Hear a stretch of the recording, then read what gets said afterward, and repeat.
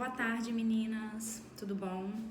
Como prometido, eu vou fazer um vídeo sobre o plano de parto para mandar para vocês, né? Algumas aí do grupo já estão bem perto do termo, né? 36, 37 semanas, outras já estão a termo, né? Beirando aí as 39 semanas. E tem aquelas que ainda estão com 20 e poucas, mas já estão bem ansiosas, e quanto antes a gente tratar essas informações de qualidade, melhor. Bom, o que é um plano de parto? Plano de parto é um documento escrito que contém as suas preferências, desejos e intenções para o seu parto. Na verdade, todo o período de parto, o trabalho de parto, né, o período que compreende as contrações, a dilatação, a evolução, o parto em si, né, o nascimento do bebê, e o pós-parto imediato, né, que são aquelas 2 horas mais ou menos após o bebê nascer, que compreendem os cuidados com o recém-nascido e os cuidados com a mãe.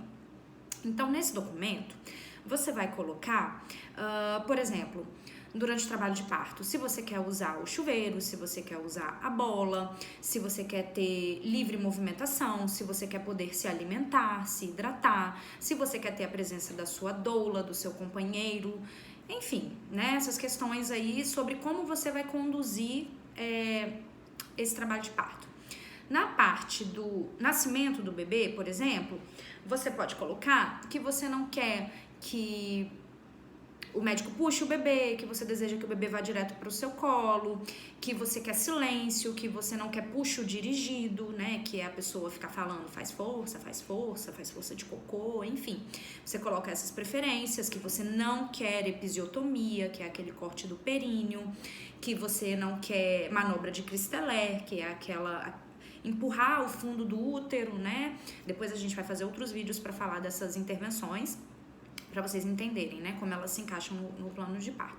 Em relação ao pós-parto imediato, você pode colocar, por exemplo, não quero que dê banho no meu bebê, não quero que apliquem colírio de nitrato de prata ou outra substância, né, que eles têm que substituir o nitrato de prata, não quero que façam a aspiração das vias aéreas do meu bebê, quero contato pele a pele, quero incentivo à amamentação, quero respeito da golden hour, né, que é aquela hora inicial de imprinting mesmo, né, da conexão da mãe com o teu bebê.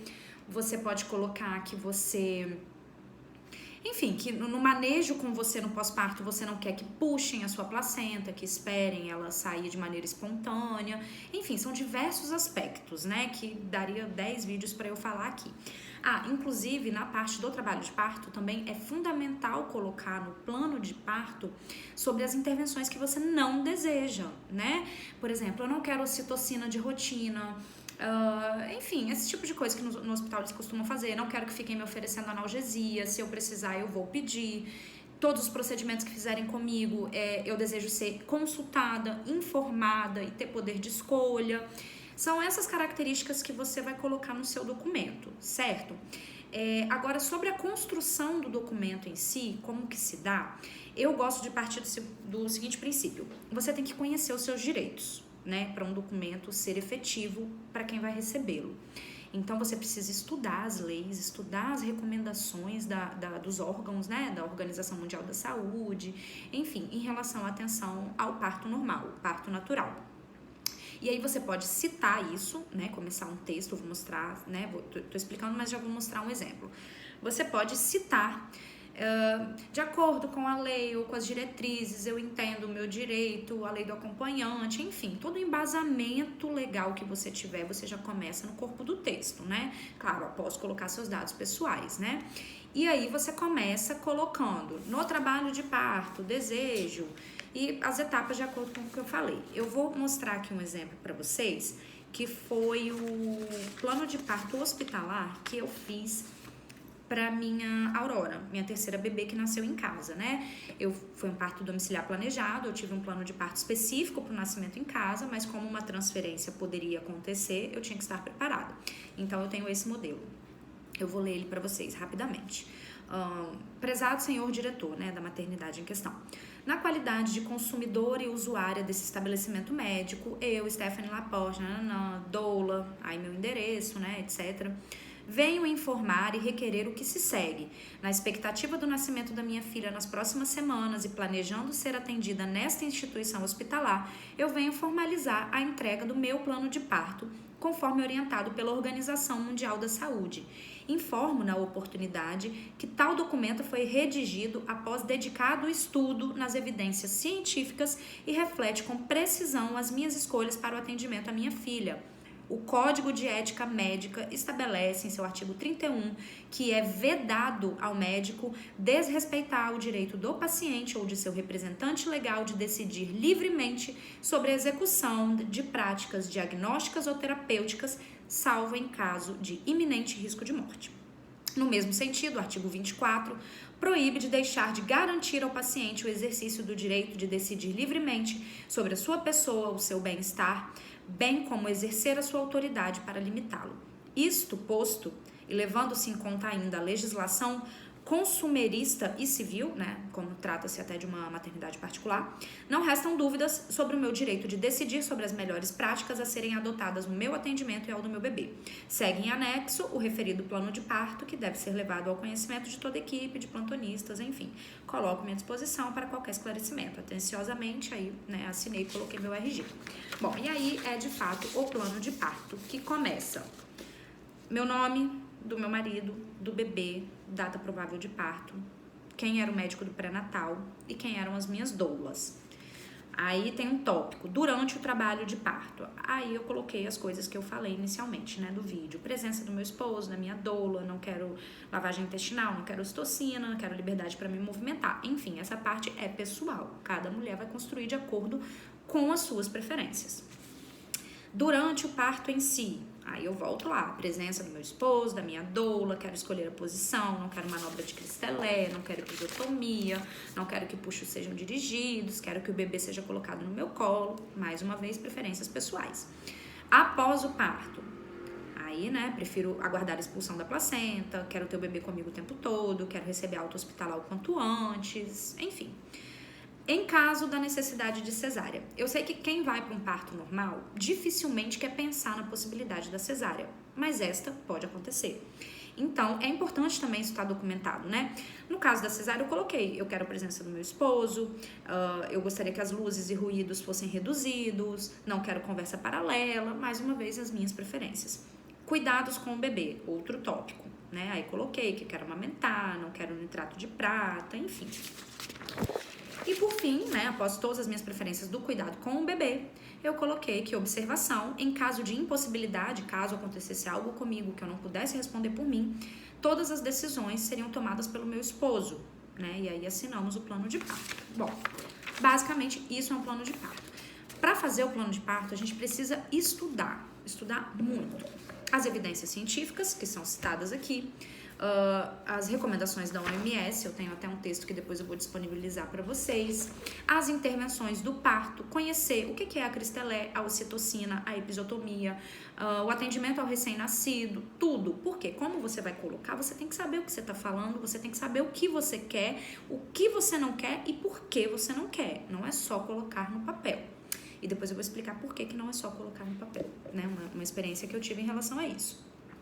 Por fim, você vai protocolar, esse plano de parto na maternidade, vai levar uma cópia pro plantonista que te atender no hospital. Se você tiver doula, você vai mandar para tua doula. O teu companheiro tem que participar da construção desse documento, tem que conhecer também.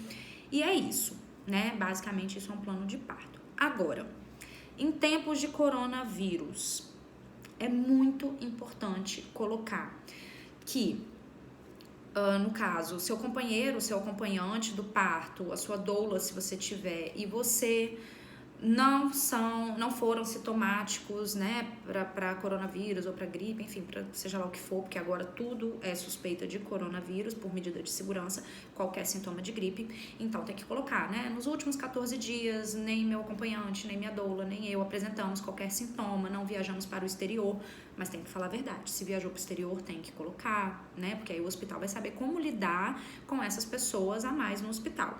Então, vai colocar ali tudo direitinho. Não viajei para o exterior, não tive contato com uma pessoa que veio de fora ou com uma pessoa sintomática. Praticamos o isolamento social, o distanciamento social. Temos consciência de todas as regras e orientações para limpeza, higiene, lavagem de mãos. Enfim, tudo que você tiver de suporte para garantir que o seu acompanhante ou a sua doula fiquem com você no hospital, tudo que você puder mostrar ao hospital que vocês estão conscientes, estão seguros em relação a isso, não vão levar contaminação, né, para dentro do ambiente hospitalar, tem que contar no plano de parto.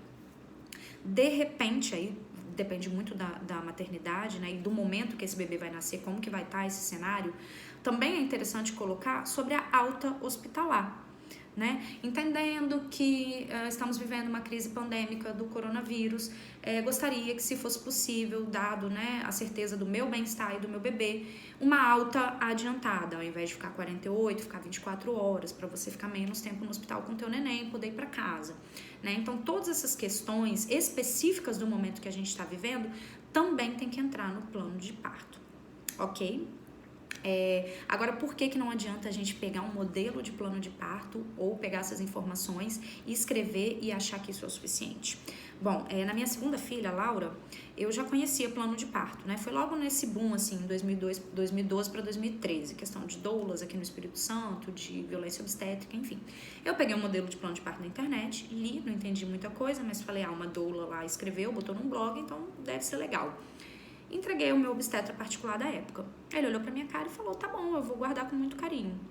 E ele realmente só guardou com muito carinho, porque a assistência foi uma meleca. Eu sofri todas as intervenções e todas as violências que eu não queria e que eu tinha documentado e assinado e entregado. E era um médico de confiança. Então, e aí eu não pude questionar também, né? Como que eu ia questionar se eu não sabia, se eu não conhecia? Então, o empoderamento, ele parte da gente. Certo? Um plano de parto, ele não vai te proteger ou garantir que você não sofra violências, infelizmente, mas ele vai minimizar. É uma chance a mais, é uma ferramenta a mais. E principalmente, o que eu falo com as gestantes que eu atendo, esse papel aqui, o plano de parto, é o de menos, é o de menos.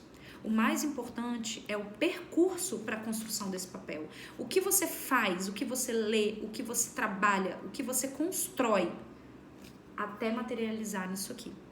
Então, todas as horas de leitura, todas as conversas com doula, acompanhante, obstetra, toda a pesquisa, todo o conhecimento que você vai adquirir e vai resultar nesse papel, isso é o que vale. Porque é isso de fato que vai te ajudar lá na hora do teu parto, que vai de fato te proteger muito mais. Porque o que protege contra a violência obstétrica, né, não impede, tá, gente? Porque vem de uma outra pessoa e, infelizmente, as pessoas, né, nem todas estão conscientes de uma atenção humanizada. Mas o que protege você mais é a tua informação, o teu empoderamento, a sua força, a sua dedicação em lutar pelo seu parto, tá bom? Um abraço.